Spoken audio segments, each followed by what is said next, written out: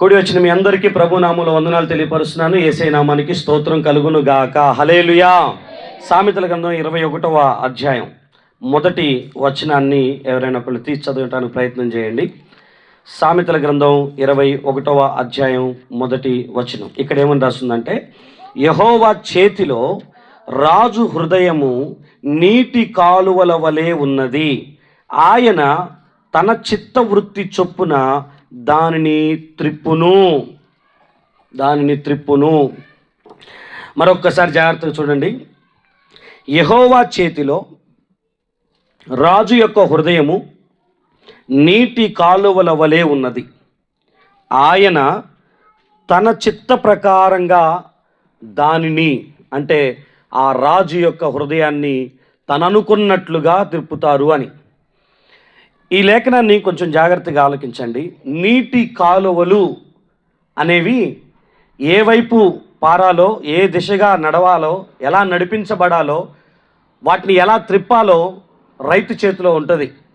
నీటి కాలువలు ఏ మడికి వెళ్ళాలి, ఏ మడికి వెళ్ళకూడదు, ఎక్కడ ఆగాలి, ఎక్కడ ప్రవహించాలి అనేది సంపూర్ణంగా రైతు చేతిలో ఎలాగైతే ఉందో, మీరు వెళ్తున్న పొలంలో రైతుదే నిర్ణయం, నీటిది నిర్ణయం కాదు.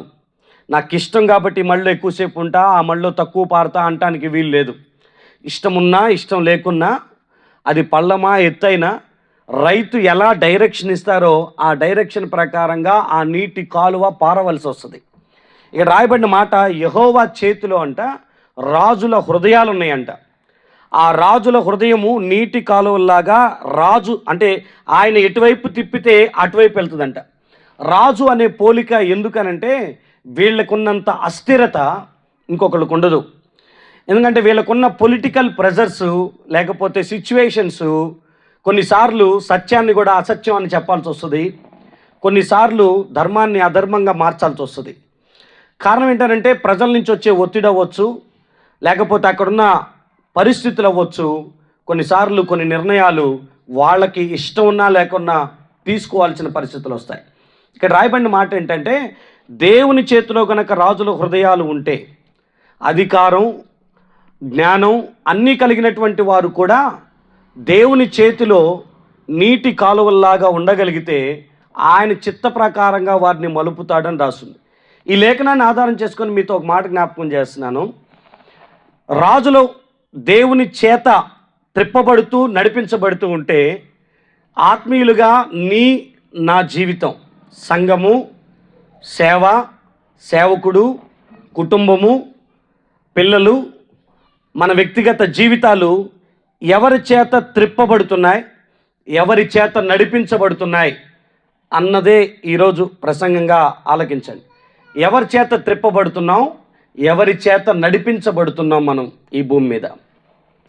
చాలాసార్లు దేవుని చేత నడిపించబడాల్సినటువంటి జనాంగం, దేవుని చేత నడిపించబడాల్సినటువంటి ప్రజలు, దేవుని ఇష్టానుసారంగా దేవునికి అనుగుణంగా వెళ్ళాల్సినటువంటి జీవితాలు లోకాన్ని చూసి నడిపించబడతాయి. లోకంలో ఉన్న వ్యక్తులను బట్టి నడిపించబడుతున్నటువంటి పరిస్థితులు ఉన్నాయి, పరిస్థితులను బట్టి నడిపించబడుతున్నటువంటి పరిస్థితులు కూడా కొన్ని ఉంటాయి. సో మనకి ఏది క్షేమం భూమి మీద అనంటే, దేవుని చిత్త ప్రకారంగా మన జీవితాలు నడిపించబడటం, దేవుని చిత్త ప్రకారంగా మన కుటుంబ వ్యవస్థలు నడిపించబడటం, దేవుని చిత్త ప్రకారంగా మన ఉద్యోగ వ్యాపారాలు, పరిచర్యలు, సంఘ వ్యవస్థలు నడిపించబడటం అనేది క్షేమదాయకమైనటువంటి విషయం. బైబిల్లో కొంతమందిని మీకు జ్ఞాపకం చేస్తాను, ఎక్కువ మందిని కాకపోయినా బైబిల్లో కొంతమందిని నేను మీకు చూపించదలుచుకుంటున్నాను. వారు ఎవరి చేత నడిపించబడ్డారు, ఎవరి చేత వారి జీవితం త్రిప్పివేయబడిందో, సజావుగా వెళ్తున్నటువంటిది ఎవరి చేతనో ప్రలోభ పెట్టబడి వాళ్ళు మరొక వైపు త్రిప్పబడి వారి జీవితాలు ఆగం చేసుకున్నారో బైబిల్లో చాలామంది రాయబడ్డారు. మొదటి మానవులైనటువంటి అవ్వ ఆదాములు దేవుని చేత నడిపించబడుతున్నటువంటి కాలం అది. చక్కగా చల్లపూట ప్రభువారు వారితో మాట్లాడుతూ ఆశీర్వాదకరమైన తోటలో సంతోషంగా సమృద్ధిగా బ్రతుకుతున్నటువంటి ఆ క్షణాల్లో సాతాను చేత అవ్వ నడిపించబడింది, అవ్వ చేత ఆదాము నడిపించబడ్డాడు. ఈ స్టోరీ మీకు తెలుసు కాబట్టి నేను చెప్తున్నాను. సాతాను ఏం చెప్పాడో ఎగ్జాక్ట్ అదే అవ్వ చేసింది. అవ్వ ఎలా అయితే చెప్పిందో ఆదాము అలాగే చేశాడు. ఇది తిను, నోటికి రుచికరంగా ఉంటుంది, చూపుకి రమ్యంగా ఉంది అని అంటే అవ్వ చెప్పినట్లుగా ఆదాము చేసి ఆయన దేవుని యొక్క సాన్నిధ్యాన్ని, సమృద్ధిని, సంతోషకరమైన ప్రదేశాన్ని పోగొట్టుకున్నాడు. ఎందుకు ఇలా చేసావనంటే ఆయన చెప్పిన మాట, ఇదిగో నువ్వు నాకు సహాయకంగా ఇచ్చావు కదా, ఈ స్త్రీ చెప్పినట్లుగా చేయటాన్ని బట్టి ఈరోజు నేను దాక్కోవాల్సినటువంటి పరిస్థితి.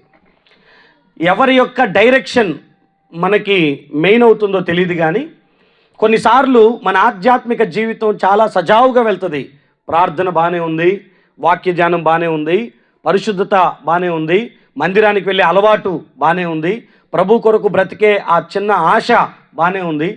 కానీ ఎవరో మధ్యలో, అది ఏ బంధమైన అవని, అది భార్యనా, భర్తనా, పిల్లల, తల్లిదండ్రుల, అది ఎవరైనా కానీ వారి చేత త్రిప్పబడుతూ, వారి చేత నడిపించబడుతూ, ఇది తిను, ఇది చెయ్యి, ఇలా ఉండు అనంటే వాళ్ళ మార్గనిర్దేశకాలలో నడిపించబడి జీవితాలను త్రప్పుదోవలోకి తీసుకొని వెళ్ళిన వాళ్ళు, ఉన్న జీవితాన్ని కోల్పోయిన వాళ్ళు, ఆశీర్వాదాన్ని దూరం చేసుకున్న వాళ్ళు చాలామంది.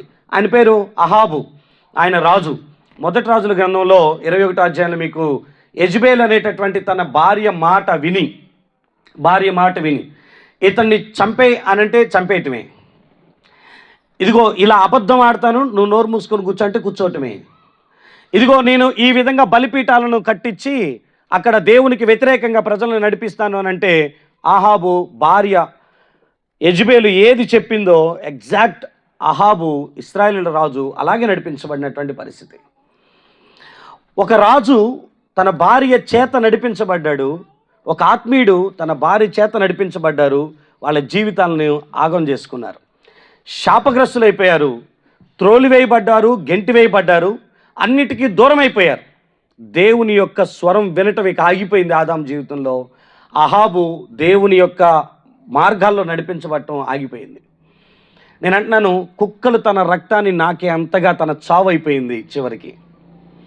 అంటే తను వెళ్తున్న రథంలోనే బాణం గుచ్చుకొని ఆ రథం మొత్తం రక్తంతో నిండిపోయి ఆయన చనిపోవాల్సినటువంటి పరిస్థితి అయిపోయింది. బాధ అనుభవిస్తూ అనుభవిస్తూ అనుభవిస్తూ చచ్చిపోయాడు. కొంతమంది ఎలాంటి రిలేషన్ అయినా నేను చెప్తున్నాను కదా, ఈవెన్ ఫ్రెండ్స్, మీరు ఏదైనా మాట్లాడుకోనండి, కొన్నిసార్లు స్నేహితుల యొక్క మాటలు ఆత్మీయుడి యొక్క డైరెక్షన్ని మలపకూడదు. మన లైఫ్ని ఎవరి చేత టర్న్ చేయబడుతుంది, ఎవరి యొక్క డైరెక్షన్లో వెళ్తుందో కొన్నిసార్లు ఆలోచించాల్సినటువంటి అవసరం ఉంది. నా లైఫ్ నా దేవుని చేత నడిపించబడాలి, నా దేవుని చేతి ద్వారా నా కాలువ త్రిప్పబడాలి తప్ప నా మార్గం లోకస్తుడి చేత, లోకంలో ఉన్న వాళ్ళ చేత నడిపించబడకూడదు. అది క్షేమం కాదు. మొదట అది ప్రయోజనకరంగా అనిపించినా తుదకు అది నన్ను మరణానికి దారి తీయొచ్చునేమో, ఆ భయంతో దేవుని వైపు చూడటం అనేది ఖచ్చితం. ఆయన పేరు అమ్నోను. తనకంటూ ఒక పాపపు ఆలోచన వచ్చింది. 2 సమూయేలు గ్రంథం 13వ అధ్యాయం 1వ వచనం నుంచి చూస్తే, ఆ అమ్నోను తప్పు చేయాలని అనుకున్నప్పుడు ఫస్ట్ సంప్రదించింది ఎవరినో తెలుసా? స్నేహితుడిని, ఫ్రెండ్ని పిలిచి మాట్లాడినటువంటి మాట ఏంటనంటే, ఫ్రెండు నాకు ఒక ఆలోచన వచ్చింది భయ్, నాకు ఈ తప్పు చేయాలనిపిస్తుంది అనంటే ఆ యోనాదాబు అనేటటువంటి స్నేహితుడు దగ్గరుండి ప్లాన్ చేసి, నువ్వు ఇలా చేస్తే ఈ తప్పు జరిగిపోతుంది, నువ్వు చెయ్యాలనుకున్న తప్పు ఈ విధంగా అయితేనే అది నీ వల్ల అవుతుందని దగ్గరుండి ప్లాన్ గీసి మరి అతను ఆ తప్పులోకి నెట్టేశాడు. నిజమైన స్నేహితుడు లేదా నీ క్షేమాన్ని కోరేవాడు లెక్కలేని ముద్దులు పెట్టి నీకు ఫేవర్ చేయటం కంటే నువ్వు తప్పు చేస్తున్నప్పుడు నిన్ను దండించడానికి ఇష్టపడతాడు. నువ్వెవరివైనాగా, నువ్వేమన్నా అనుకో, నిన్ను ప్రేమించేవాడు ఖచ్చితంగా నువ్వు తప్పుదోవలోకి వెళ్తున్నానంటే సమర్థించడు, ఎంకరేజ్ చేయరు, పర్వాలేదులే అని అనరు. నిన్ను బాగా ఇష్టపడేవాళ్ళు నిన్ను సరిదిద్దటానికి ప్రయత్నం చేస్తారు. లోపల ప్రేమించట కంటే బహిరంగంగా గద్దించటమే మేలు. అలా గద్దించే వాళ్ళు లేరు, అలా గద్దించే వాళ్ళని మన స్నేహితులుగా కూడా పెట్టుకోం మనం. స్నేహితుడు అమ్నోనుని ఆ పాపపు డైరెక్షన్లోకి నడిపించిన తర్వాత అలాగే వెళ్ళిపోయాడు, తన జీవితాన్ని పాడు చేసుకున్నాడు. మీకు బైబిల్లో రెహబాము అనేటటువంటి ఒక రాజు ఉంటాడు.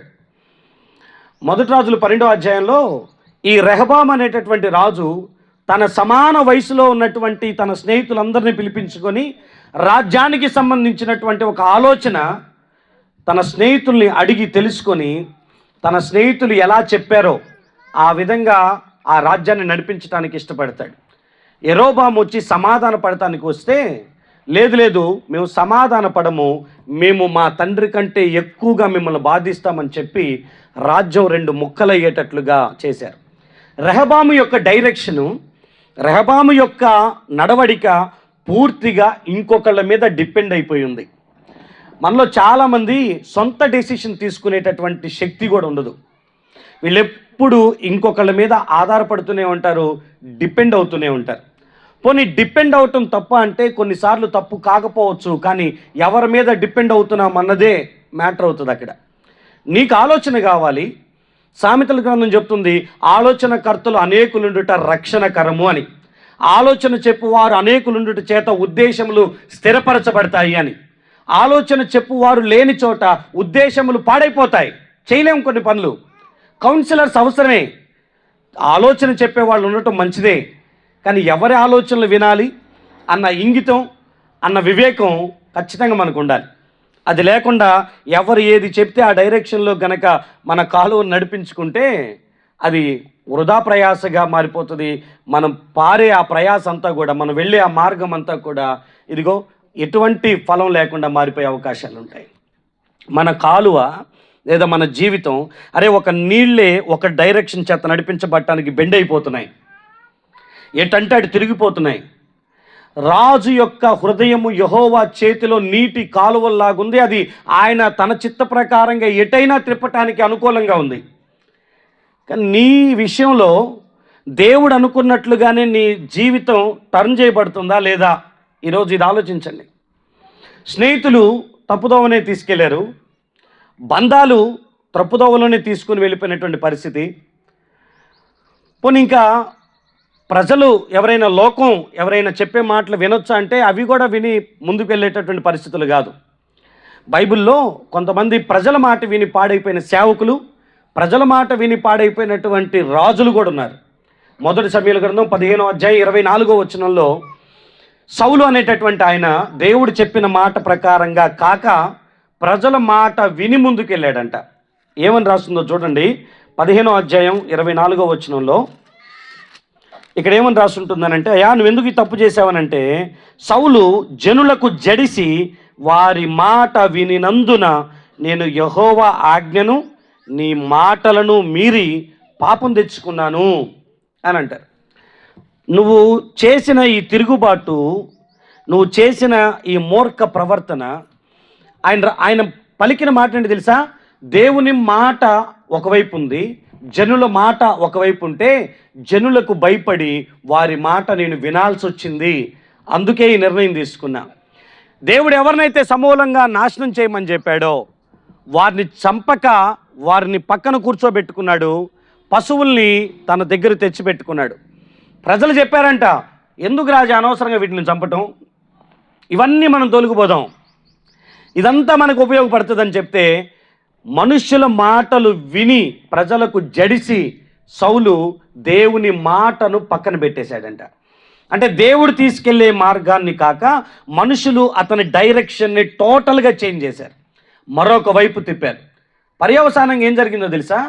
జీవితకాలం తరతరాలు రాజులుగా బ్రతకాల్సిన ఆ కుటుంబం ఆ ఒక్క వ్యక్తి యొక్క పనికి అసలు రాచరికపు హోదాని పూర్తిగా కోల్పోయారు. జీవితాన్ని అర్ధాంతరంగా ముగించుకున్న పరిస్థితి అయిపోయింది. ఆ తర్వాత వచ్చినటువంటి దావీదు తరతరాలు తన సింహాసనాన్ని స్థిరపరచుకున్నాడు. ఎందుకంటే హృదయానుసారుడు కాబట్టి, దేవుడు ఎలా నడిపిస్తే అలా నడిపించబడేటటువంటి వ్యక్తి కాబట్టి. ఇక్కడ కూర్చున్న మీతో ఈ మాట అంటున్నాను, ప్రజల మాటలు విని, లోకంలో చాలామంది మనకి ఇరుగు పొరుగుగా ఉండొచ్చు, వాళ్ళు 100 రకాల మాటలు చెప్పొచ్చు. ఇలా వెళ్తే ఈ పని అవుతుంది, ఇలా వెళ్తే ఈ లాభం వస్తుంది, ఇలా వెళ్తే పేరు వస్తుంది, ఇలా వెళ్తే ప్రఖ్యాతులు వస్తాయి, ఇలా వెళ్తే జీవితం బాగుంటుంది అని వీళ్ళ మాటలు విని దేవుని వాక్యానికి, దేవుని మాటకి పెడచెవిని పెట్టి నడిపించబడుతున్న ఏ రాజైనా కుప్పగూలిపోవాల్సిందే అనేటటువంటి ప్రస్తావన సౌలును బట్టి చూస్తే అర్థమైంది. నిర్గమాకాండం దగ్గరికి మీరు రండి. నిర్గమాకాండం 32వ అధ్యాయం మొదటి 4 వచనాలు మీరు చూస్తే, ఆయన అహరోను, మోషే గారు దేవుడు పిలిచారని కొండపైకి వెళ్ళారు. చాలా రోజులు అయిపోయింది. 1 2 3 10 10 15 20 రోజులు 30 రోజులు ఆయన రావట్లే. 40 రోజులు రావట్లేదు ఆయన. అసలు కొండ మీదకి వెళ్ళిన ఆయన బ్రతికున్నాడో లేదో తెలియదు. ఎందుకంటే ఆ కొండని మేఘం కప్పివేసింది. ఆ కొండపైకి ఎవరు ఎక్కటానికి లేదు. ముందుగానే ఆ కొండ సమీపంలో కూడా ఎవరు ఉండటానికి వీల్లేదు. అలాంటిది ఆయన వెళ్ళి ఇన్ని రోజులు అన్నపానాలు లేకుండా ఏ మనిషి బ్రతకలేడు. కాబట్టి మమ్మల్ని నడిపించిన ఆ మోషే ఏమాయనో మాకు తెలియదు. కానీ ఆ ఐగుప్తులో నుంచి మమ్మల్ని బయటకు తీసుకొచ్చిన దేవుడు ఎవరైతే ఉన్నారో ఆ దేవుడు ఏంటో మాకు తెలియాలనుకొని అహరోనుని పిలిపించి పాస్టర్ గారిని పిలిచి, ఇదిగో పాస్టర్ గారు మా కొరకు ఒక దేవుణ్ణి తయారు చేయి అని చెప్తే, ఆ మనుషులు చెప్పిన మాట ప్రకారంగా బంగారాన్ని తీసుకొని పోత పోసి ఒక చక్కటి ఒక బొమ్మను తయారు చేసి అక్కడ పెడితే వాళ్ళందరూ అన్నమాట, ఇదిగో ఇదే మనల్ని ఐగుప్తులో నుంచి బయటకు తీసుకొచ్చి నడిపిస్తున్నటువంటి దేవుడని వాటికి బలులు అర్పించడానికి ప్రయత్నం చేశారు. యెహోవాకు పండగ చేద్దాం రండి దీని ముందు నిలబడి, ఇదే మన దేవుడు అని మాట్లాడినటువంటి సందర్భాలు ఉన్నాయి. ఆ టైంలో ప్రభు మోషే గారితో చెప్పిన మాట, నువ్వు త్వరగా దిగి కిందకి వెళ్ళు, నా ప్రజలు మాట వినని లోబడనొల్లని ప్రజలైపోయారు. వారు ఇదిగో ఇదే మా దేవుడు అనుకొని ఒక విగ్రహాన్ని చేసుకొని ఆరాధించడానికి సంసిద్ధులైపోయారు. మోషే నువ్వు కిందకి వెళ్ళిపో తొందరగా, లేదా నువ్వు ఒక్క నిమిషం పక్కకు తొలిగితే నా కోపమంతా వారి మీద చూపించాలనుకుంటున్నాను. ఎందుకనంటే ఎలాంటి వెట్టి చాకిరిలో నుంచి వారిని విడిపించానో నాకు తెలుసు, ఎలాంటి అద్భుతాలు చేసి వారిని ఇక్కడి దాకా నడిపించానో నాకు తెలుసు. ఎర్ర సముద్రాలే చీలిపోయినాయా, శత్రువులే అపజయం పొందిన పరిస్థితులే అయినాయా, ఐగుప్తు సింహాసనం లేకపోతే ఐగుప్తు సైన్యం అంతా ఎర్ర సముద్రంలో కలిసిపోయినటువంటి అద్భుతాలే జరిగినాయా, ఆకాశంలో నుంచి మన్నా కురిపించబడటం, బండలో నుంచి నీళ్లు రావటం, మారా మధురంగా మార్చబడటం, ఎన్ని అద్భుతాలు దేవుడు జరిగించుకుంటూ వస్తే నిమిషంలో ఇలా మర్చిపోయారు వాళ్ళు. ఎవడో ఒకడు నిలబడి మాట్లాడాడు, మాకంటూ ఒక విగ్రహం కావాలి, మాకంటూ ఒక దేవుడు కావాలంటే అహరోను లాంటి సేవకుడు మనుషుల మాటలు విని ఆ బొమ్మ తయారు చేసి వారి అందరూ దేవుని ఉగ్రతకు గురవటానికి కారణమయ్యాడు. నేను ఒక మాట మీ అందరితో అంటున్నా, ఎప్పుడు కూడా సేవకుడైనా, రాజైనా, ఆత్మీయుడైనా, ఒక కుటుంబ పెద్దయినా లోకం చెప్తున్నటువంటి మాటల ప్రకారంగా నడిపించబడుతూ త్రిప్పబడుతూ ఉంటే ఖచ్చితంగా దాని పర్యవసానాన్ని అనుభవించక తప్పదు. అహరోన్తో చాలా క్లియర్గా మరలా వచ్చి అడిగితే, ఎందుకు ఇలా పనిచేసావంటే నాకేం తెలీదు, బంగారం తీసుకొచ్చి నిప్పుల్లో పోసాను, అది ఆ బొమ్మ తయారైపోయింది అంటాడు. ఇక్కడ మాత్రం పోత పోసినటువంటి ఒక ఏదైతే అమరిక ఉందో దాంట్లో పోసి దాన్ని అలా తయారు చేసి అక్కడ పెట్టాడు ఆయన. సో జనులకు భయపడి జనుల డైరెక్షన్ ప్రకారంగా నీ జీవితాన్ని నడిపించుకోవాలనుకుంటే, నీ సేవను నడిపించుకోవాలనుకుంటే, నీ రాజ్యాన్ని నడిపించుకోవాలనుకుంటే, నీ కుటుంబాన్ని నడిపించుకోవాలనుకుంటే మాత్రం చాలా పర్యవసానాలు ఎదుర్కోవాల్సి వస్తుంది నా ప్రియమైన బిడ్డ. అది ఏనాటికి మంచిది కాదన్న సంగతి మీకు గుర్తు చేస్తున్నాను. కొంతమంది మనుషుల చేత, లోకం చేత అంటే లోకంలో ఏ ట్రెండ్ నడుస్తుందో ఆ ట్రెండ్ నువ్వు కూడా చేయమని చెప్పేటటువంటి పరిస్థితులు ఉంటాయి. స్నేహితులు కొన్నిసార్లు పురుకొల్పుతారు, ఇరుగు పొరుగు వారు పురుకొల్పే అవకాశం ఉంటుంది. అది కులమా, మతమా, సమాజమా, అది ఏదైనా నిన్ను దేవుడు మాత్రమే నడిపించునుగాక. హల్లెలూయా. ఎందుకనంటే 40 ఏండ్లు మోషేని దేవుడు నడిపించిన తీరు బైబిల్లో చదువుకుంటూ వస్తాం. ఏ అపాయం లేకుండా, ఎక్కడ ఇబ్బంది లేకుండా అరణ్యంలో కూడా దేవుడు అద్భుతంగా వారిని నడిపించినటువంటి విషయాలు మనం చూస్తాం. కొన్నిసార్లు మనుషులే కాక పరిస్థితులు కూడా కొన్నిసార్లు మనం నడిపిస్తూ ఉంటాయి. పరిస్థితులు. ఆయన పేరు లోతు. అబ్రహాముతో ఉన్నంత కాలం సమృద్ధిగా బ్రతికాడు. ఒకానొక టైంలో ఒక చిన్న గొడవ, వీళ్ళ కాపర్లకి వాళ్ళ కాపర్లకి, వీళ్ళిద్దరు గొడవ. సిచ్యువేషన్ ఏంటి అంటే ఏదో చిన్న మనస్పర్ధం, ఏదో చిన్న గొడవ అంతే. గొడవ సమాధాన పడాలి తప్ప సిచ్యువేషన్ టైంలో తీసుకునే కొన్ని డెసిషన్స్ ఎలా నడిపించబడ్డాయి అంటే ఆత్మీయుడి యొక్క సంరక్షణ, ఆత్మీయుడి యొక్క సహవాసంలో నుంచి కోపంతోనో లేకపోతే సమృద్ధిని చూసో పక్కకి వెళ్ళిపోవాల్సినటువంటి పరిస్థితి.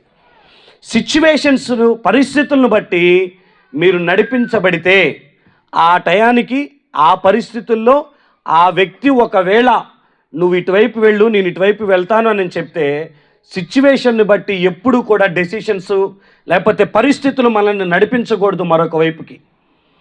మనకున్న యాత్ర ఒకటే. నువ్వు పాటలు పాడతావో, ఆరాధన చేస్తావో, వాక్యం చెప్తావో, తెల్ల బట్టలు వేస్తావో, నల్ల బట్టలు వేస్తావో, ఎర్ర బట్టలు వేస్తావో, లేకపోతే నువ్వు ఏ విధంగా నువ్వు జీవిస్తూ ఉంటావో, ఏం తింటావో, ఏం తాగుతావో, ఎలా నీ యొక్క ప్రవర్తనని ప్రవర్తించు. అల్టిమేట్ గోల్ ఏంటో తెలుసా? ఆయనకి ఇష్టం వచ్చినట్టు బ్రతకాలి, ఆయన కోరుకున్న స్థలానికి మనం వెళ్ళాలన్న ఉద్దేశంతోనే ఈ ప్రయాణం ప్రారంభించాం. ఈ వెళ్తున్నటువంటి ఈ మార్గంలో మనకి చాలామంది ఎదురవుతూ ఉంటారు, చాలా సలహాలు ఇస్తూనే ఉంటారు. గుడ్డి గుర్రం అని అంటారు, తెలుసా మీకు? గుడ్డి గుర్రం అని అంటారు. గుడ్డి గుర్రం అనే పేరు అర్థం ఏంటంటే అది కళ్ళు మూసుకొని నడిచిద్దని కాదు. ఈ కళ్ళకి ఇటు ఇటు 2 పరదాలు లాంటివి కడతారు. గుర్రం తను ఇటువైపు ఉన్న విజువల్స్ని బట్టి డిస్టర్బ్ అవ్వకూడదు, ఇటువైపు ఉన్న విజువల్స్ని బట్టి డిస్టర్బ్ అవ్వకూడదని ఆ 2 కళ్ళకి ఇలా ఒక పరదా లాంటివి కట్టి గుర్రానికి దాని టార్గెట్ మాత్రమే కనపడేటట్లు చేస్తారు. క్రైస్తవుడు కూడా గుర్రం లెక్క ఇలా కట్టుకోవాలి. ఎందుకనంటే లోకంలో ఉచిత సలహాలు ఇచ్చేటోళ్ళు మస్తు మంది కాబట్టి, మనల్ని పాడు చేయటానికి ప్రయత్నం చేసేవాళ్ళు మస్తు మంది కాబట్టి, నువ్వు బాగుపడతానంటే సలహాలు ఇవ్వటానికి రాని నోరు, నువ్వు చెడిపోతానంటే 100 సలహాలు ఇస్తారు, అవసరం అనుకుంటే రూపాయి ఇచ్చి అడ్డంగా నిలబడి నేను పాడు చేయడానికి వాళ్ళు ప్రయత్నం చేస్తారు. నువ్వు లోపలికి వెళ్ళి తప్పు చేయి, నేను బయట ఉండి కాపలాగాస్తానంటారు. నువ్వు ఇంట్లోనే ఉండు, ఉత్తరాలు నేను మారుస్తానంటారు. నువ్వు బయటే ఉండు, నేను మిగతాయన్ని నడిపిస్తానని అంటారు. నీకెందుకు, నేను ఉన్నాను కదా, నువ్వు తప్పు చేయటానికి నేను నీకు సపోర్ట్ చేస్తాననేటోళ్ళు మస్తు మంది. అరే మేము ఇద్దరం పారిపోతున్నామంటే అయితే మేము సపోర్ట్ చేస్తాం, దగ్గరుండి మీ ఇద్దరికి లగ్గాలు చేస్తాం అనేటోళ్ళు చాలామంది ఉంటారు. నేను తాగాలనిపిస్తున్నా అంటే తీసుకెళ్ళి తాగిపించేటోళ్ళు మస్తు మంది ఉంటారు.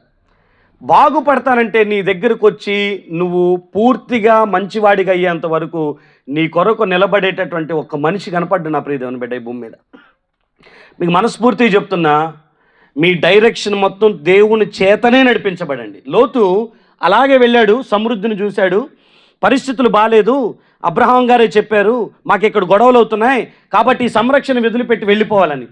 కొన్నిసార్లు నీ ఇంట్లోనే గొడవ అవ్వని, సంఘంలోనే గొడవ అవ్వని, నేను క్లియర్గా చెప్తున్నా, నీకున్న ప్రొటెక్షన్లో నుంచి బయటికి రావటానికి అస్సలు ప్రయత్నం చేయ మాకు. అది నీ కంఫర్ట్ జోన్. అది నీ భర్త, నీ పిల్లలు, నీ కుటుంబం, నీ భార్య, నీ తల్లిదండ్రులు, నీ అన్నదమ్ములు, ఆ రక్షణ వలయం ఏదైతే ఉందో, ఆ కుటుంబ బంధం ఏదైతే, అది నీ ప్రొటెక్షన్, అది నీ బలం. అది సిచ్యువేషన్ ఏంటి? ఈరోజు గొడవ అయింది, ఈరోజు మాట వచ్చింది, ఈరోజు కొంచెం ఇబ్బంది అయింది, ఈరోజు కొంచెం కష్టం వచ్చింది, అంతే. రేపొద్దున ఆ కష్టం పోతుంది, రేపొద్దునకి ఈ కోపతాపాలు తగ్గుతాయి. అంతేగాని నువ్వు అక్కడి నుంచి బయటికి వెళ్ళిపోయి నువ్వేదో వేరుగుండటం కోసమో, నువ్వేదో చనిపోవటం కోసమో, నువ్వేదో పాడైపోవటం కోసమో ప్రయత్నం చేస్తే మాత్రం ఆ ప్రొటెక్షన్ నువ్వు పోగొట్టుకుంటావు నా ప్రియదని బిడ్డ. దయచేసి మీ అందరికీ ప్రేమగా నేను చెప్పేది ఏంటంటే, ఆత్మీయుడి సహవాసంలో నుంచి సిచ్యువేషన్ని బట్టి పక్కకి వెళ్ళిపోయినటువంటి లోతు ఎంత ఇబ్బంది పడ్డాడో, తర్వాత ఎంత సమస్తాన్ని కోల్పోయాడు. మీకు తెలుసా, 19వ అధ్యాయం తర్వాత మరలా లోతు జీవితాన్ని గురించి మీరు చదవరు. ఇంకా అబ్రహాము గురించి ప్రకటన గ్రంథం వరకు మీరు చదువుకుంటారు. ఇక మరలా లేదు, ఇక అతనికి సహవాసం లేదు, అన్యులతో సోపత ఏర్పడింది, జీవితం ఖరాబ్ అయిపోయింది. నేను ఇంకొక మాట జ్ఞాపకం చేస్తున్నాను. ఏశావు అనేటటువంటి ఒక వ్యక్తి ఉన్నాడు. దేవుడు అతన్ని జ్యేష్ఠుడిగా పుట్టించాడు, ఇంటికి పెద్దవాడిగా పుట్టించాడు. దైవ ప్రణాళిక అతడు ముందు రావాలని, అతడు జ్యేష్ఠుడిగా పుట్టాలని. పరిస్థితి ఏంటంటే, ఒకరోజు ఒక పూట ఆకలి అయింది, ఒక్క పూట కూటి కోసం. పరిస్థితి ఏంటంటే, ఒక్క పూట తినటం ఆకలి. ఒక 2 గంటలు ఓపిక పడితే వాళ్ళ అమ్మ వచ్చిద్దేమో ఇంటికి, వాళ్ళ నాన్న వస్తాడేమో. ఇంకొక పూట ఓపిక పడితే మహా అయితే ఇంకొకళ్ళ ద్వారా ఆహారం తినొచ్చేమో. ఒక్క పూట కూటి కోసం ఒక జ్యేష్ఠత్వాన్ని అమ్మివేసే పరిస్థితికి వెళ్ళిపోయాడు. ఎలా తిప్పబడుతున్నారు, డైరెక్షన్స్ ఎలా మలపబడుతున్నారు, ఏ విధంగా వాళ్ళు ఏ మార్గాల్లోకి వెళ్తున్నారని అంటే, ఏం పర్లే, ఈ ఒక్క పూట తృప్తి కోసం, ఈ కొద్దిసేపు ఉన్న ఆనందం కోసం నేను ఏదైనా పోగొట్టుకోవటానికి, కోల్పోవటానికి నేను రెడీ. ఇదిగో ఇది వచ్చిందంట, ఇది కోల్పోతావా అని అంటే, దీనికోసం దీన్ని కోల్పోతున్నాము అని అంటే, నాకు దీనికంటే ఇది చాలా గొప్పది అని నువ్వు ఇండైరెక్ట్గా చెప్తున్నట్టు లెక్క. మీకు చెప్తున్నాను, మీకు పేరు వస్తుంది, మీకు ప్రఖ్యాతి వస్తుంది, మీకు ధనం వస్తుంది, మీకు పలానా ఆశీర్వాదం వస్తుంది. ఇదిగో దేవునికి వ్యతిరేకమైన అడుగులు వేయమంటే, ఇది చేసావు అంటే దాని అర్థం ఏంటో తెలుసా? ఇది నాకు ఎక్కువ దేవుడి కంటే, దేవుని మాట కంటే అని అర్థం. ఒక పూట కూడండి, కొద్దిసేపు ఆనందం, కొంచెంసేపు తృప్తి, నేను చూసింది తినాలనుకునే కోరిక, మహా అయితే ఆ రోజు ఆ పూట తీరలేకపోవచ్చు. కానీ అలాంటి దానికోసం జ్యేష్ఠత్వాన్ని నమ్ముకున్నటువంటి పరిస్థితి. సిచ్యువేషన్ బట్టి చేంజ్ అవ్వకూడదు, పరిస్థితులను బట్టి మార్గాన్ని మలుపుకోకూడదు. ఆయన పేరు యోబు. తన భార్య పేరు బైబిల్లో రాయబడలేదు, కానీ అన్నీ ఉన్నప్పుడు యోబుని పల్లెత్తి మాట అన్నది లేదు. మీరు బైబిల్ చదివితే యోబుకి ధనం ఉంది, యోబుకి ఆశీర్వాదం ఉంది, యోబుకి పిల్లలు ఉన్నారు, ఆస్తిపాస్తులు అన్నీ ఉన్నాయి. భార్య నోరెత్తి ఒక్క మాట అన్నది లేదు. సిచ్యువేషన్ చేంజ్ అయిపోతే భార్య అన్నటువంటి మాట ఏంటి తెలుసా? సావరాదు అనందంతే. దేవుణ్ణి దూషించి మరణము కమ్ము అంటే మన లాంగ్వేజ్లో చచ్చిపోయి బతుకు బతికే కంటే అని. చచ్చిపోయి బతుకు, అరే పరిస్థితులు ఏ మాటైనా అనేటట్లుగా చేయకూడదు నిన్ను. ఇప్పుడు టైం బాగాలేదంతే. మొన్నటి దాకా మేము ఆయనకి అన్నీ ఉన్నాయి, అప్పుడు నేను ఏ మాట అననప్పుడు, ఆయన దగ్గర ఏమీ లేనప్పుడు నేను ఈ డైరెక్షన్ తీసుకోకూడదు అన్న కనీసపు ఆలోచన లేదు. స్నేహితులు ఏనాడు యోబుని తప్పుగా మాట్లాడింది లేదు. కొంచెం శ్రమలు వచ్చేసరికి, రోగం వచ్చేసరికి, కుటుంబ పరిస్థితులన్నీ మారేసరికి నువ్వు తప్పుడోడివి, నువ్వు తప్పు చేసావని నోర్లు మాట్లాడడానికి ప్రయత్నం చేస్తున్నాయి. 10 సార్లు నిందించారంట యోబుని. యోబు యొక్క గుండె బాధ అంతా ఏందో తెలుసా? నాకు అన్నీ బాగున్నప్పుడు నేను మంచోడిని అన్నారు, నాకు ఆశీర్వాదం ఉన్నప్పుడు నేను గొప్పోడిని అన్నారు, నీకు మించినోడు లేరని అన్నారు. కొద్ది కాలం నా విశ్వాసపు పరీక్షల్లో నేను వెళ్తున్నప్పుడు నాకు వస్తున్న మాటలు ఏంటనంటే, నీ గుడారంలో ఉన్న దుర్మార్గతను తీసివేసుకో అని మాట్లాడుతున్నారు. నా ఇంటి వాళ్ళు తప్పు చేశారంటున్నారు, నేను తప్పుడోడిని అని అంటున్నారు. నా మీద పడుతున్న ఈ మాటలు భరించటం కంటే చచ్చిపోవటం మేలు అని ఎన్నిసార్లు బాధపడ్డాడు ఆయన. ఆయన ఏడుస్తూనే ఉన్నాడు. మీరు పనికి మాలిన వైద్యులై ఇంకా నా గాయాన్ని రేపుతూనే ఉన్నారు. మీరు బాధలు భరించటం ఒక ఎత్తు అయితే, ఆ బాధలు మీరు ఇంకా రెట్టింపు చేస్తున్నారని మాట్లాడాడు. సిచ్యువేషన్స్ వస్తే ఏదైనా మారిపోతుందా? పరిస్థితులను బట్టి ఎవరు ఎలాగైనా తిరిగిపోతారంటే తిరిగిపోతారు. నీ దగ్గర అన్నీ ఉన్నప్పుడే. బెల్లం ఉందిగా, అన్ని చేమలు వస్తాయి నీ దగ్గరికి. ఒకసారి బెల్లం ఖతమవని, అది అయిపోని, నీ దగ్గరికి వచ్చి మాట్లాడే నాదుడే దొరకడు. ఒకప్పుడు జై కొట్టినోళ్ళు ఇప్పుడు రాళ్ళు వేసిరేయటానికి లేకపోతే 4 మాటలు అంటానికి రెడీ అయిపోతారు. చేతులు మొక్కి ఒక మాట చెప్తున్నా, ఆత్మీయుడు పరిస్థితులను బట్టి మారిపోకుండా ఉండును గాక. హల్లెలూయా చెబుతారండి, చేతులు అయితే హల్లెలూయా. మహా అయితే శ్రమ వచ్చింది, కష్టం వచ్చింది, ఏమవుతుంది? నయోమి, రూతు, ఓర్పా ముగ్గురు మాట్లాడుకున్న మాట ఏంటి తెలుసా? నీతోనే ఉంటాం. ఇద్దరు చెప్పిన డైలాగులు, మేము నీతోనే ఉంటాం. భర్తలు చచ్చిపోయారు, మామ చచ్చిపోయాడు, ఇంట్లో ఏమి లేదు, పర్లే నీతోనే ఉంటాం. నయోమి ఎప్పుడైతే ఒక ఆఫర్ పెట్టిందో, మీరు ఇంటికి వెళ్తే మీ తండ్రులు మీకు పెళ్ళిళ్ళు చేస్తారు, మీకంటూ ఒక లైఫ్ ఉంటుంది, వెళ్ళిపోండి అని అంటే నెక్స్ట్ మినిట్ కూడా ఆలోచించలా. అవును, ఇక్కడ ఉంటే మాకు దొరికేదేది లేదు, ఇక్కడ ఉంటే మాకు వచ్చేదేది లేదు అని దానికి ముందు చెప్పినటువంటి మాటకి నెక్స్ట్ తీసుకున్న డెసిషన్కి సంబంధం లేదు. ఓర్ప ముద్దు పెట్టుకొని వెళ్ళిపోయిందంట. రూత్ అంటది, చావనైనా చస్తానేమో కానీ నీవు నేను వేరుగా మాత్రం ఉండం. నీ దేవుడే నాకు దేవుడు అవుతాడు, నీ ప్రజలే నా ప్రజలు అవుతారు, నువ్వెక్కడ బొంద చేయబడతావో అక్కడే నా బొంద అవుతుంది. అంతే క్లియర్గా మాట్లాడు.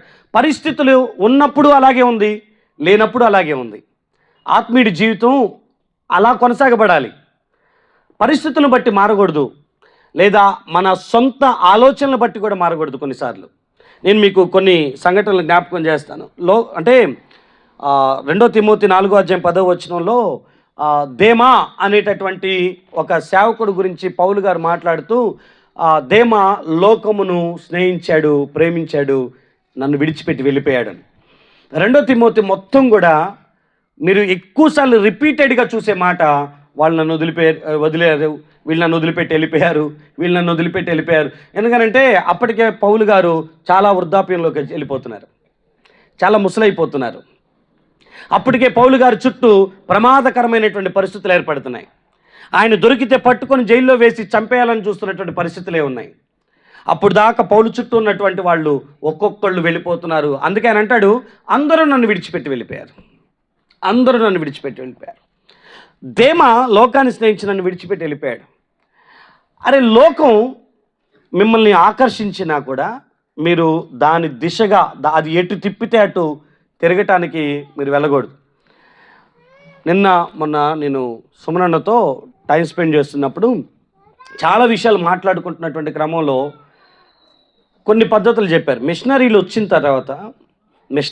తర్వాత కల్చర్లో కలిసిపోయారు అంటే దాని అర్థం వాళ్ళ కల్చర్ని మార్చారు తప్ప వాళ్ళకు అనుగుణంగా వీళ్ళు కూడా వాళ్ళలాగే తయారై వెళ్ళిపోతున్నటువంటి పరిస్థితులు కాదు. కల్చర్ చేంజెస్ విషయంలో ఇప్పుడు జరుగుతున్నటువంటి విషయాల్లో లోకం ఎలా ఆరాధిస్తుందో సంఘం అలా ఆరాధిస్తుంది. అంటే దేవుని మందిరాల్లో డ్యాన్స్లో లేకపోతే ఇంకేదో పాటలో ఇవన్నీ యూట్యూబ్ నిండా చక్కర్లు కొడుతున్నాయి. ఎవరి యొక్క ఉద్దేశాలు వాళ్ళు చెప్పుకుంటూ వస్తున్నారు. కానీ లోకంలో జరుగుతున్న విషయాలన్నీ, లోకంలో నడిపించబడుతున్న ప్రతి పరిస్థితి సంఘం కూడా దాన్ని పాటించుకుంటూ వెళ్తున్నటువంటి పరిస్థితులు ఎదురవుతున్నప్పుడే కొంచెం బాధ అనిపిస్తుంది. బట్ నేనేమంటానంటే మీతో, లోకం మనల్ని ఆకర్షించిన దాన్ని మనం ఫాలో అవ్వకుండా, దాని వైపు నడిపించబడకుండా మనం జాగ్రత్త పడాలి. దేవుడు ఎలా నడిపిస్తాడో అలాగే మనం నడిపించబడాలి. బైబిల్లో చాలామంది దేవుని చేత నడిపించబడిన వాళ్ళు ఉన్నారు. శ్రమ వచ్చినప్పుడు ఒకలాగా, నింద వచ్చినప్పుడు ఒకలాగా, సమృద్ధి వచ్చినప్పుడు ఒకలాగా, దుఃఖం కలిగినప్పుడు ఒకలాగా. నేను చాలా వరకు అనుకుంటా కొన్నిసార్లు మీ సాక్ష్యాలు రికార్డ్ చేయించాల్సింది తప్పదు అని.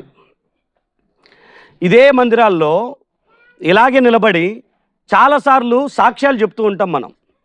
మా దేవుడు చాలా గొప్పవాడు, ఈ మేలు చేశాడు, ఆ మేలు చేశాడు, ఈ మేలు చేశాడు, ఆ మేలు చేశాడని. ఇదే వ్యక్తి ఒకవేళ ఆన్ రికార్డ్ చేపించి పక్కన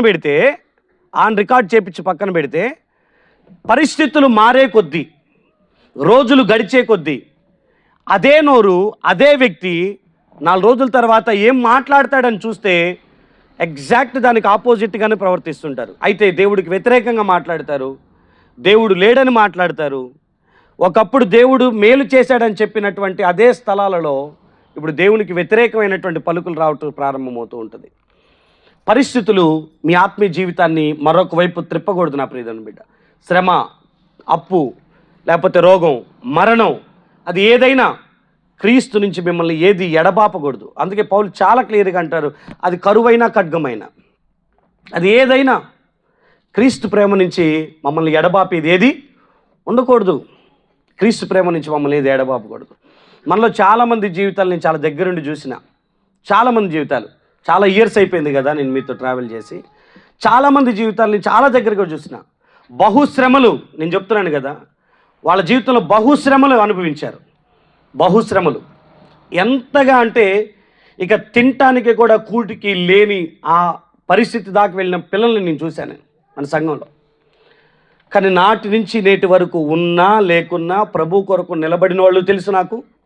కొంచెం నొప్పి కలిగితే, కొంచెం శ్రమ అనే అగ్గి తగిలితే అక్కడి నుంచి లేచి వెళ్ళిపోతున్నటువంటి వాళ్ళు, నిష్ఠూరపడుతున్నటువంటి వాళ్ళు, దేవునికి వ్యతిరేకంగా నడిచిన వాళ్ళు కూడా నాకు తెలుసు. చూస్తున్నప్పుడు కొంచెం బాధ అనిపిస్తుంది. ఎందుకు ఓసరవెల్లిలాగా మారిపోతున్నారా అనిపించింది.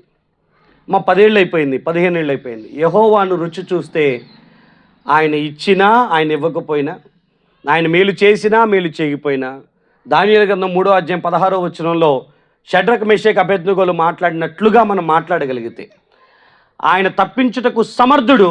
ఒకవేళ తప్పించకపోయినా, రాజా నువ్వు చెప్పిన పని చేయటానికి నేను రెడీగా లేను. నువ్వు ఎలా చెప్తే అలా నడిపించబడేటోళ్ళం కాదు, మా దేవుడు ఎలా చెప్తే అలా నడిపించబడేటటువంటి జీవితాలు మావి. బైబిల్లో ఎంతమంది దేవుని చేత నడిపించబడ్డారో మీరు చూస్తే ఆశ్చర్యం అనిపిస్తుంది. ఆయన పేరు నోవాహు. ఆదికాండం 6వ అధ్యాయం 9వ వచనంలో ఆయన ఇంట్రడక్షన్ ప్రారంభమైంది. దేవుడు ఎలా చెప్పాడో ఎగ్జాక్ట్ అలాగే నడిపించబడ్డాడు తన జీవితం అంతా. ఏం చెప్పారు తెలుసా? ఇదిగో రాబోతున్న కాలంలో జలప్రళయం రాబోతుంది, నీవు ఒక పెద్ద ఓడని నిర్మించాలి అని అంటే 100 సంవత్సరాల కష్టం. ఈ 100 ఏళ్లలో ఎంతమంది అవమానించుంటారో. ఎందుకంటే అప్పటి వరకు వర్షం పడటం, నీళ్లు మునిగిపోయి అంత ప్రదేశంలోకి రావటం ఏనాడు చూడలేదు వాళ్ళు. కానీ దేవుడు చెప్పాడంట, ఇతను ఓడ కడుతున్నాడంట, ఆ ఓడలో మనం అందరం రక్షించబడతామంటారంటే అందరూ ఎగతాళి చేసిన వాళ్ళే, గేలి చేసిన వాళ్ళే. 3 కొడుకుల్ని, 3 కోడళ్ళని, తన భార్యని, తను 8 మంది కలిసి 100 సంవత్సరాలు కష్టపడి ఆ చెక్కను తీసుకొచ్చి ఆ పెద్ద 3 అంతస్తుల ఓడని ఆయన నిర్మించాడు. దేవుడు ప్రతిరోజు ఏ డైరెక్షన్ ఇస్తాడో, ఏం కొలతలు ఇస్తాడో, ఎలాంటి డిజైన్ ఆయన చెప్తాడో వాటి ప్రకారంగా ఆ చెక్కనే తీసుకొచ్చి ఆ కీలునే రాసి వాటినంతటిని సిద్ధపరిచినటువంటి పరిస్థితి నోవాహుది. దేవుడు నడిపించిన ఆ జీవితం, 100 ఏళ్ల శ్రమ అతని కుటుంబం రక్షించబడటానికి కారణమైంది. గేలి చేసిన వాళ్ళందరూ నీటిలో మునిగిపోయి చనిపోవటం మనం చూస్తాం. అతడి పేరు అబ్రహాం. ఆదికాండం 12వ అధ్యాయంలో, నీవు నీ దేశమును, బంధువులను, ఇంటి వారిని విడిచిపెట్టి నేను చూపించు దేశమునకు బయలుదేరి రావాలి, నేను నిన్ను దీవిస్తాను అని అంటే, నాటి నుంచి అది ప్రయాణమే అయినా, ఇదిగో నీ కుమారుని నాకు బలిగా ఇవ్వమని చెప్పినటువంటి బలి అర్పణ దగ్గరే అయినా, ఇదిగో నీ కుమారుడికి నేను చెప్పినటువంటి వారినే వివాహం చేయాలని చెప్పినప్పుడు వివాహ విషయంలోనైనా, ప్రతిదీ అంటే ఒకవేళ అయ్యా నా భార్య ఒక మాట చెప్పింది, ఆ మాట వినాలా వద్దా? ఏం చెప్పింది నీ భార్య? ఇదిగో ఇష్మాయేలును, హాగర్ని ఇంట్లో నుంచి తోలేయమని చెప్తుంది అని అంటే, ప్రతిదీ శారమ్మ చెప్పిన మాట గాక దేవుడి నిర్ణయం కొరకు ఎదురు చూసి దేవుడు చెప్పిన ప్రతి మాటని హాగర్ విషయంలోనైనా, ఇష్మాయేలు విషయంలోనైనా, బలి అర్పణ విషయంలోనైనా, ప్రయాణం విషయంలోనైనా, లేకపోతే ఆయన వివాహం చేసేటటువంటి విషయంలోనైనా ప్రతిదీ క్లియర్గా చెప్పాడు. ఇదిగో ఎలియాజర్ నా కుమారుడికి ఇదిగో ఈ సంబంధమే కావాలి, నా దేవుడు ఏం చెప్పాడు అదే చేయాలి. ఆస్తిపరుడు పిలిస్తే ఎంతోమంది స్త్రీలు తన కుమారుడి కొరకు వివాహం నిమిత్తమై వస్తారు. కానీ దేవుడిచ్చిన డైరెక్షన్లో మాత్రమే వెళ్ళు ఎలియాజర్, నువ్వు దేవుడిచ్చిన డైరెక్షన్లోనే వెళ్ళు, ఆ డైరెక్షన్ ప్రకారంగానే నా కుమారుడికి ఒక స్త్రీని తీసుకొని రా అని చెప్తాడు. అబ్రహాము జీవితమే కాదు, నేను ఒక్క మాట చూపిస్తాను. మోషే గారి జీవితం, నిర్గమాకాండం 40వ అధ్యాయం దగ్గరికి మీరు రండి. ఈ ఒక్క మాట చూడండి, 16వ వచనం దగ్గరికి రండి. మీరు ఈ పదాన్ని గుర్తుపెట్టుకోనండి.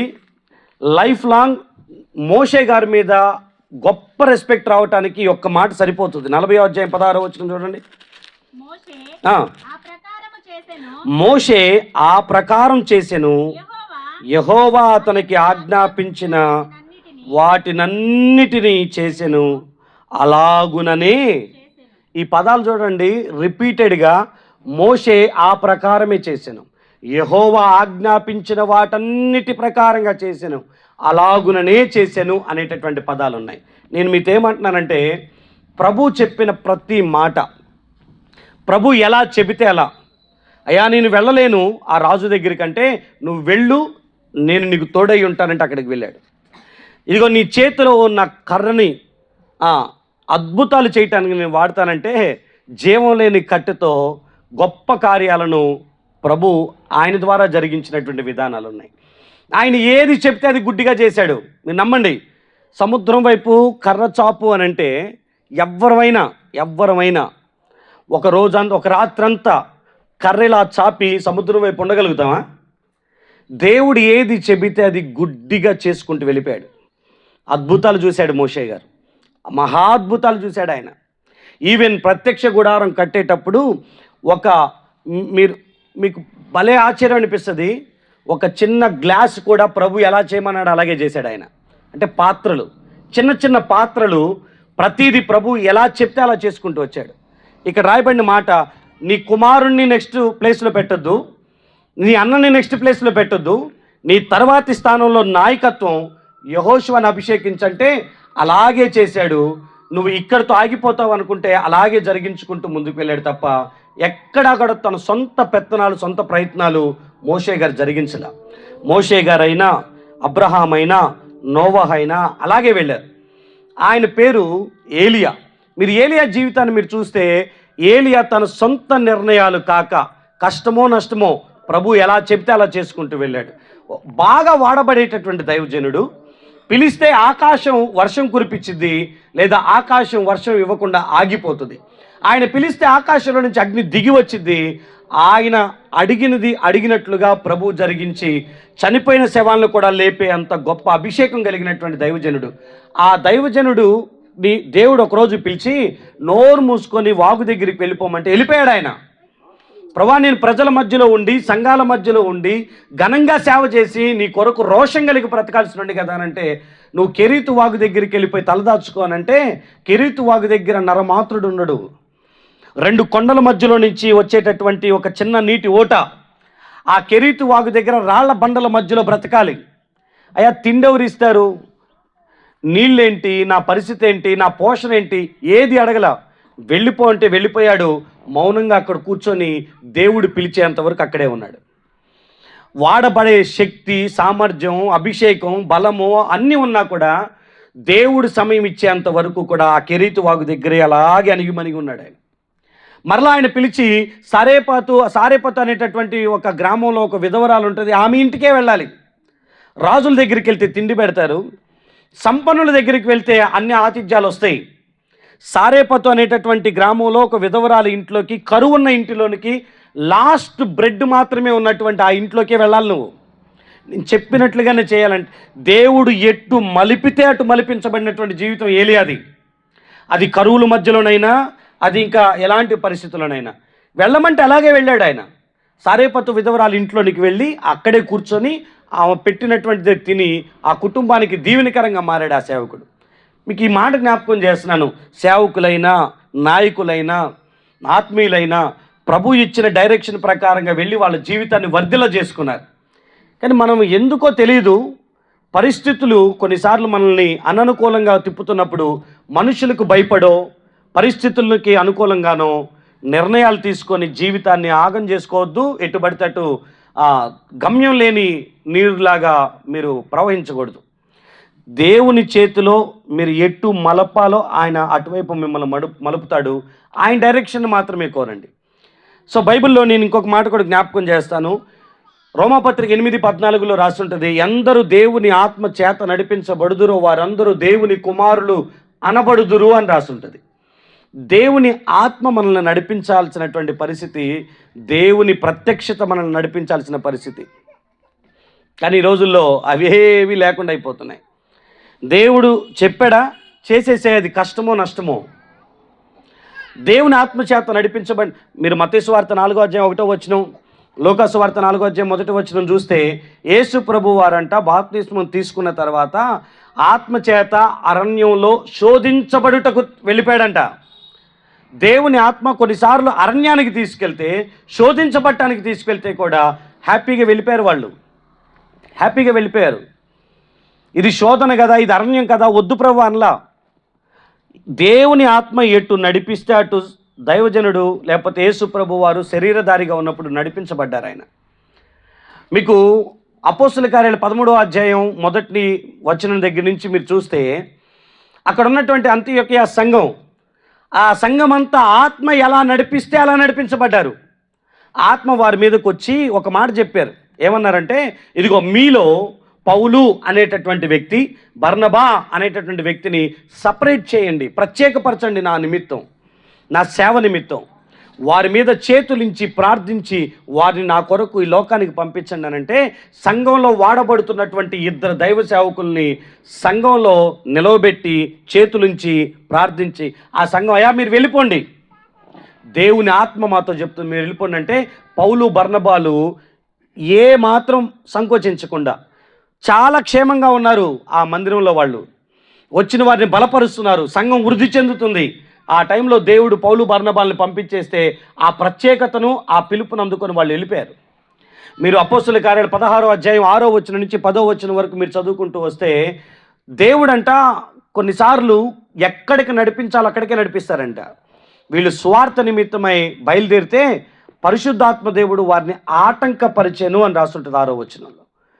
దేవుడు వారిని ఆటంకపరిస్తే వాళ్ళు అక్కడికి వెళ్లకుండా అలాగే ఆగిపోయారు. ప్లాన్ చేసుకున్నారు, ఈ ప్రాంతానికి సువార్తకి వెళ్ళాలి, ఈ ప్రాంతానికి పరిచర్యకి వెళ్ళాలని.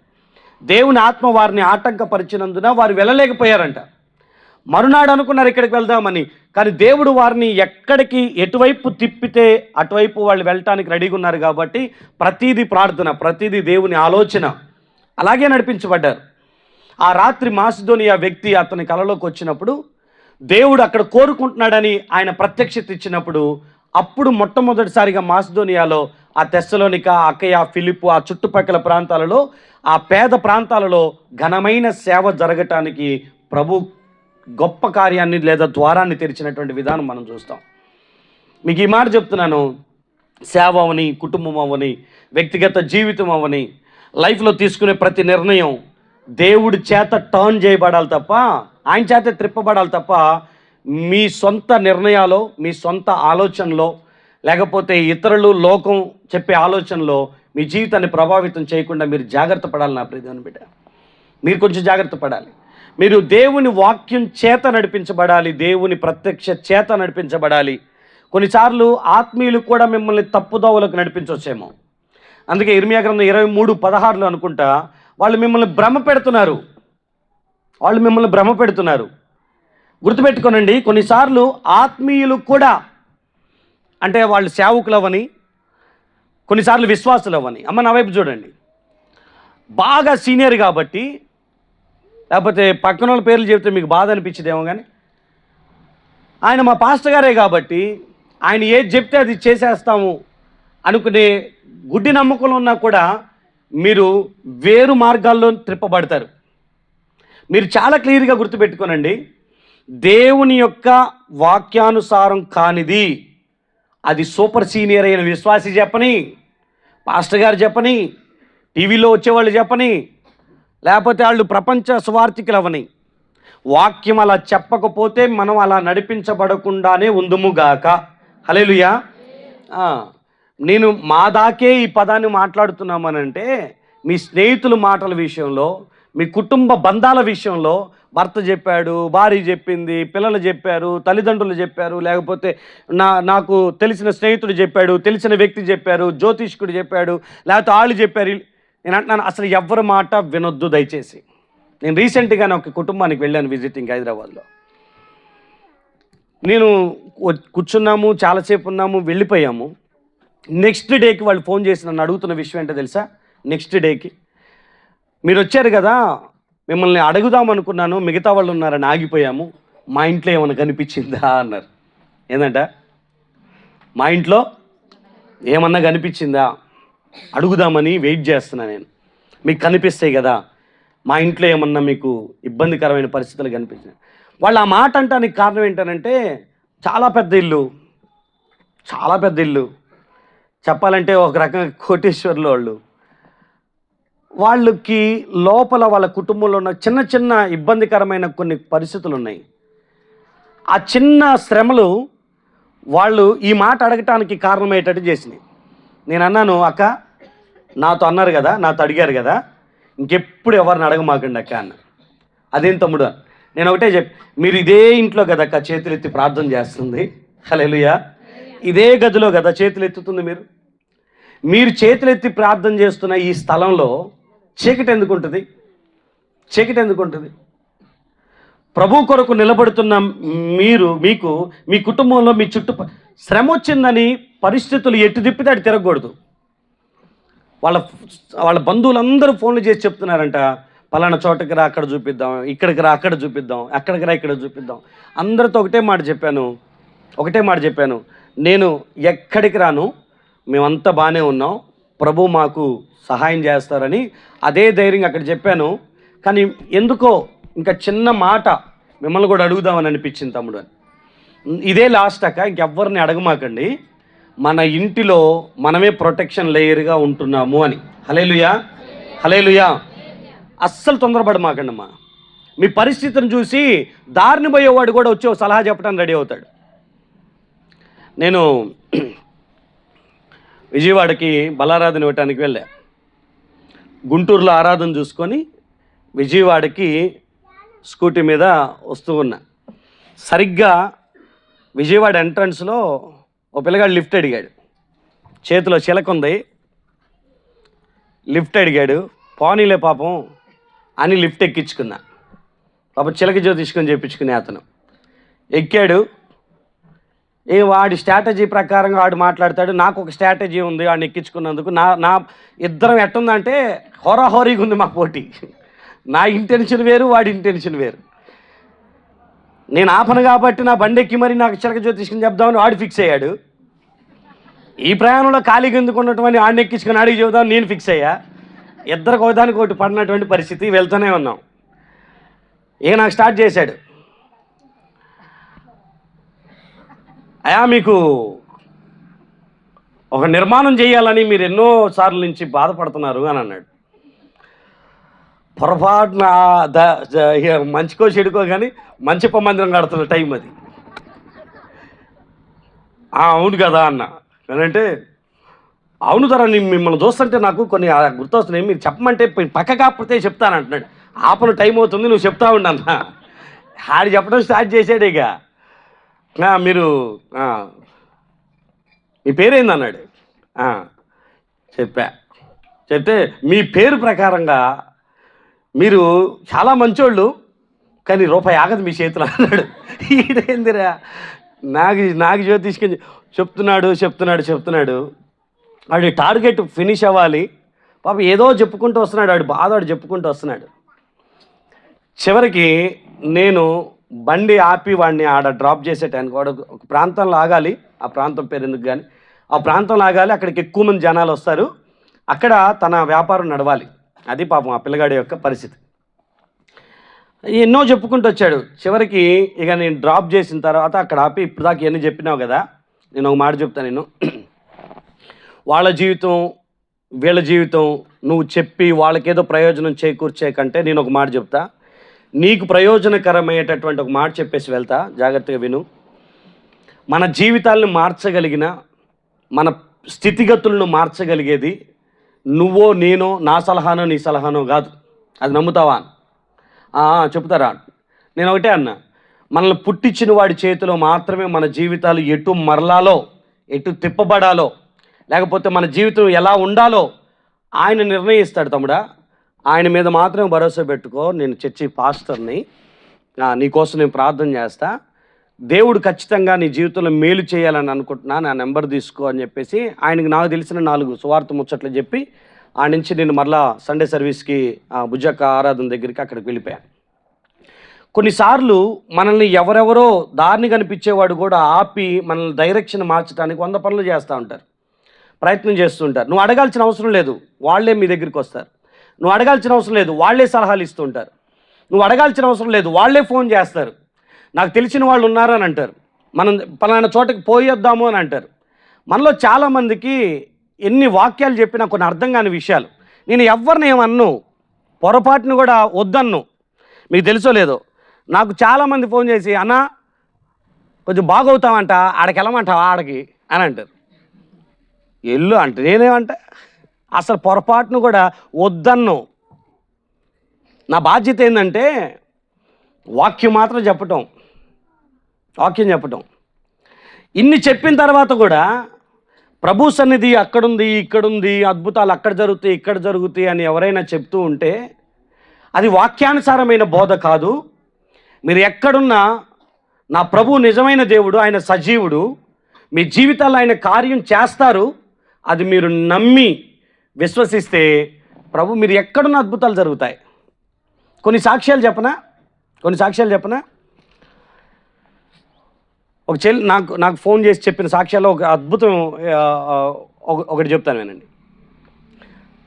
తనకి 2వ సంతానం కలగకూడదని తనకు తెలియకుండా తన భర్త తనకి అబార్షన్ లాంటిది, అంటే లేకపోతే అలాంటి ప్రక్రియ ఒకటి చేపించాడంట. ఒకరోజు ఇంట్లో ఎవరు లేరు, టీవీ పెట్టుకొని వాక్యం వింటూ ఉందంట బిడ్డ. ప్రార్థన చేసుకోండి, దేవుడు ఇప్పుడు కార్యం చేయబోతున్నారు అన్నారంట.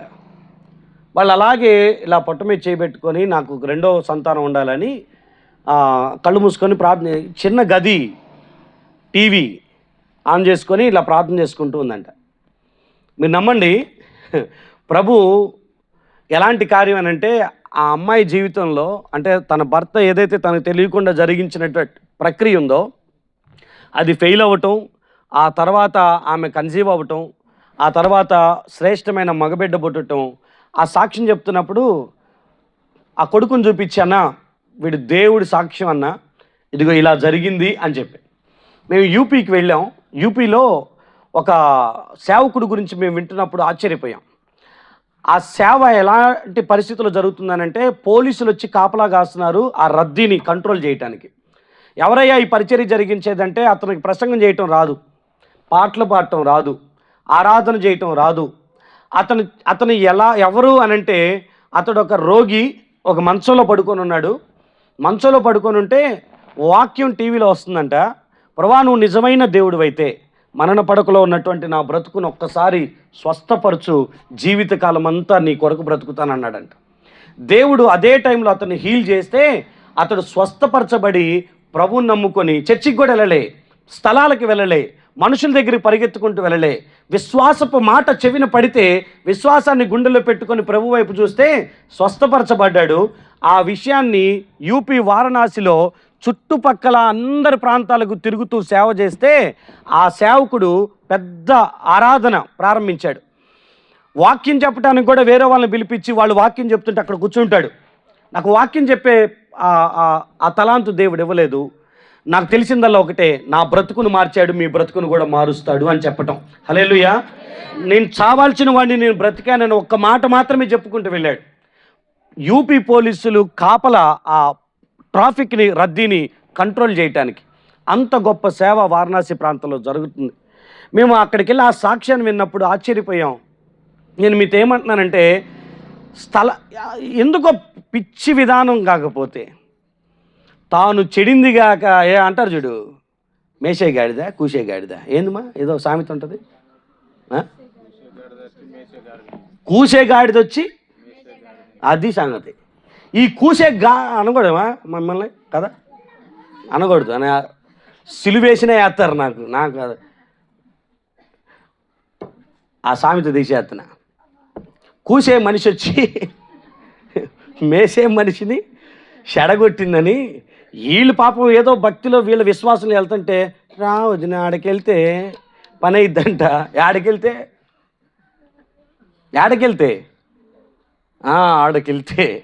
పేరు చెప్పా పైపెచ్చు మళ్ళా ఫోన్లు చేసి ప్రార్థన చేసుకుని వెళ్తే ఇదో పెద్ద దరిద్రం ఏందనంటే, నాకు డైరెక్షన్లు అడగటం కోసం నాకు ఫోన్ చేశారు. అన్నా నిజామాబాద్ నుంచి ఇక్కడి నుంచి అక్కడికి పోవచ్చా, ఆయన చేయడం పోవచ్చా, బస్సులో పొమ్మంటావా, ట్రైన్లో? నేనేం అనలేక ఈ నా సేవలో నేను 2008 నుంచి పడుతున్నా. నేనేమంటానంటే మీతో, వాక్యం చేత మీరు నడిపించబడాలి తప్ప ఎవరో చెప్పిన మాట చేత, ఎవరో ఎక్కడో పలికిన విధానం చేత మీరు నడిపించబడకూడదు. ఆత్మ నడిపించింది వాళ్ళని. 119వ కీర్తన 104, 105 వచనాలు చూస్తారు ఒకసారి. అందరికి 105వ వచనం తెలుసు. నీ వాక్యం నా పాదములకు దీపం అన్నది, అది నా త్రోవకు వెలుగు అన్నది. 104వ వచనం చూడండి. నీ ఉపదేశం వలన నాకు వివేకం కలిగింది. నేను అంటున్నాను, ఎలా నడవాలో తెలిసింది, ఎలా నడవకూడదో కూడా ఉపదేశం వల్లనే అర్థమైంది. చదువుతారా 104 మరలా? నీ ఉపదేశం వలన నాకు వివేకం కలిగింది, తప్పు మార్గాలు ఇప్పుడు నాకు అసహ్యాలయ్యాయి. అవన్నీ ఇప్పుడు దూరం అయిపోయినాయి. వాటి గురించి నాకు ఇప్పుడు క్లారిటీ వచ్చింది. ఏది వెళ్ళకూడని మార్గం, ఏది వెళ్ళాల్సిన మార్గం నాకు తెలిసింది. అప్పుడు ఆ పాట నెక్స్ట్ వచనం బిగిన్ అయింది ఏంటంటే, నీ వాక్యము నా పాదములకు దీపము, నా త్రోవకు వెలుగునై ఉన్నది అని. ఇక్కడ కూర్చుని మీతో అంటున్నాను, చదవండి దయచేసి, వాక్యం చదవండి దయచేసి, వాక్యం ఏం చెప్తే అలా చేయండి దయచేసి. బోధించబడుతున్న బోధ వాక్యానుసారమైందంటే దాని ప్రకారంగా నడిపించబడండి. సేవకుడు ఒకవేళ వాక్యానుసారమైనటువంటి ఒక ఆలోచన చెప్తే దాని ప్రకారంగా వెళ్ళండి. నాకు ఏలీని చూస్తే, ఏలీ అనే సేవకుని చూస్తే భలే సంతోషం అనిపించింది కొన్ని సందర్భాల్లో. ఏలీ అనేటటువంటి సేవకుడు సమూయేలు అనేటటువంటి ఒక చిన్న బాలుడు వచ్చి, అయ్యా నువ్వు పిలిచావు కాబట్టి నేను వచ్చాను అని అంటే, అతనికి ఉన్న ఆలోచన ఏంటో తెలుసా? ఇతన్ని ఖచ్చితంగా దేవుడే పిలిచి ఉంటాడని తను గ్రహించిన వాడై తను మంచి సలహా ఇస్తున్నాడు. ఈసారి ఎవరైనా పిలిస్తే బిడ్డ నువ్వు ఇలా చెప్పు, నీ దాసుడు ఆలకించుచున్నాడు, మాట్లాడు ప్రభువాను. ఆయన మాట్లాడతారు. ఈ ఈ డైరెక్షన్ ఇచ్చేవాళ్ళు దొరకరు మనకి. అయ్యా నువ్వు ప్రభు సన్నిధిలో ఉన్నావు, ప్రభు మాట్లాడు అని అంటే మాట్లాడతారు. ఆయన అడుగు, మాట్లాడు ప్రభా నేను ఆలకిస్తున్నానని చెప్పు. మనుషుల దగ్గర పరిగెత్తటం ఆపేయి. నీ జీవితం పట్ల దేవుడు ఏదైనా చెప్పాలనుకుంటే నువ్వు వెళ్ళి ఆయనతోనే అడుగు, మాట్లాడు ప్రభువా నీ దాసుడు ఆలకిస్తున్నాడు అని అడగటం నేర్పించిన సేవకుడు ఆయన. కానీ మీకు ఎలాంటి పరిస్థితులు కావాలనంటే మీకు జ్యోతిష్కమో, జాతకమో, ప్రవచనమో, స్థలాల యొక్క ప్రాముఖ్యతను, లేకపోతే మెటీరియల్ థింగ్స్ ఏవైతే ఉన్నాయో అవి చెప్పటం కొరకు మాత్రమే ఆలోచిస్తున్నారు. మీకు దేవుడు ఏదైనా చెప్పాలనుకుంటే ఆయనే చెప్తాడు. మీరు ఖచ్చితంగా ఆయన దగ్గరికి వెళ్ళి ఇలా మాట్లాడమని చెప్పిన దేవుడు.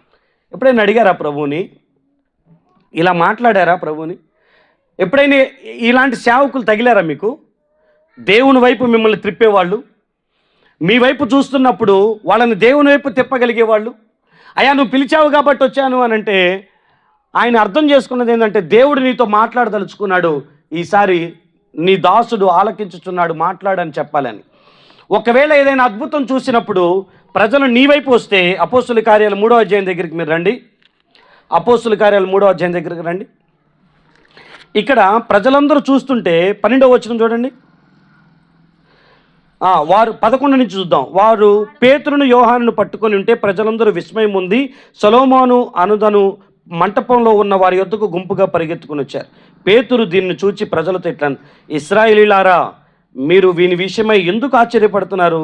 మా సొంత శక్తి చేతనో మా భక్తి చేతనో నడవను వీనికి బలమిచ్చినట్టుగా మీరెందుకు మా తట్టు తేరి చూచుచున్నారు?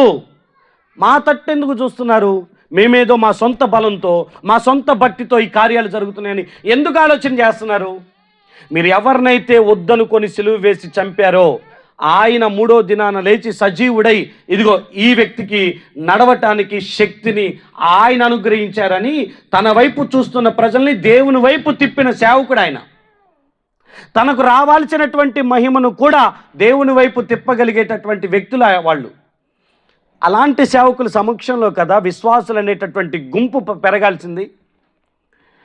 వ్యక్తికి పూజ, వ్యక్తికి ఆరాధన, వ్యక్తికి ఘనత, వ్యక్తికి మహిమ ఆపాదించుట మీరు పెరిగే సంఘ వాతావరణంలో లేశమంతా కూడా ఉండకుండా దేవుడు సహాయం చేయనుగాక.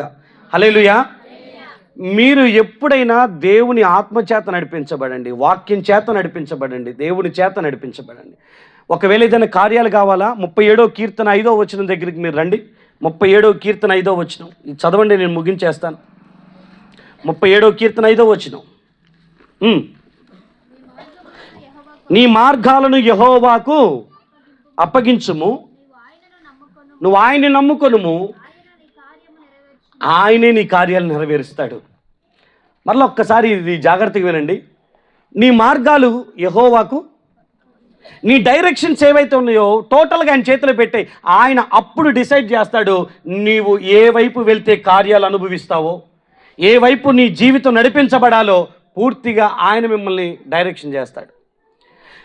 మిమ్మల్ని మలుపు తిప్పువాడు, మీ జీవితాల్ని త్రిప్పి నడిపించే దేవుడు ఆయనై ఉండాలి. ఆయన మీ కాపరిగా ముందుండి నడిపించాలి. ఈ మార్గంలో రాబిడ్డాని, ఇలా వెళ్దాం పదా అని. మనుషులు కాదు మీ జీవితాలు నడిపించేది, లోకం కాదు మీ జీవితాలు నడిపించేది, ఆచారాలు కాదు మీ జీవితాన్ని నడిపించేది. నేను అంటున్నాను, మీరు వేసే డ్రెస్సు, మీరు కలిగి ఉండేటటువంటి ఆ వేషధారణ సమస్తం దేవుడికి నచ్చుతుందా లేదా, ఇది ఆయన కోరుకున్నాడా లేదా అని 1కి 10 సార్లు ఆలోచించి అడుగులు వేయటానికి ప్రయత్నం చేయండి. అసూయ కలుగుతుందా మనసులో? ఒకవేళ నేను అంటున్నాను ఇది ప్రభుకి ఇష్టమో లేదో ఆలోచన చేయండి. ఇతరుల మీద ద్వేషం పుడుతుందా? ఆలోచన చేయండి. నేను నిజంగా చెప్తున్నాను, మీకు నిజంగా ఒకవేళ ఒక వ్యక్తి మీద ద్వేషం ఉంటే వాక్యం దగ్గరికి వచ్చి ప్రార్థన చేయండి. ప్రభా ద్వేషించకూడదన్నావు, ప్రేమించమంటున్నావు, నాకు చేత కావట్లేదు, నాకు నేర్పించడానికి ప్రయత్నం చేయి. మీకు ద్వేషం కలుగుతున్న వ్యక్తుల్ని ఒక్కసారి గుర్తు తెచ్చుకోనండి. ఈరోజు వాళ్ళు ఇక్కడ ఉంటే వాళ్ళ దగ్గరికి వెళ్ళి సెకండ్ ఇవ్వండి. ఎలా అంటే ఒకవేళ మరీ రాసుకోమని చెప్పట్లా, మీకు లోపల నిందని నటించమట్లా, టైం పట్టిద్దేమో.